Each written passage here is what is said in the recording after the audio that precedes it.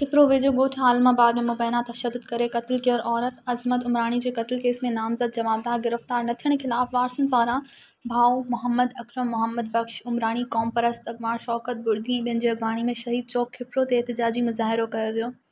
एहतिजाज कंदड़ अकरम उमरानी चयो त मुंहिंजी भेण खे 7 महीना अॻु तशद्दुद करे घुचा ॾींहुं क़त्ल कयो वियो, जंहिंखे वरी ख़ुदकुशी जो रंग ॾिनो वियो। मूं अदालत सगोरी में दरख़्वास्त दाख़िल कराई, जंहिंजे हुकुम ते खिपरो थाणे ते जवाबदार हसन अली वाहिद अली मोहम्मद सोहराब उमरानी ते क़त्ल केस दाख़िल आहे, पर खिपरो पुलिस केस में नामज़द जवाबदार गिरफ़्तार न पई करे। एहतिजाज कंदड़नि मुतालबो कंदे चयो त जवाबदारनि खे गिरफ़्तार कयो वञे, ॿी सूरत में एहतिजाज जो दाइरो वधायो वेंदो।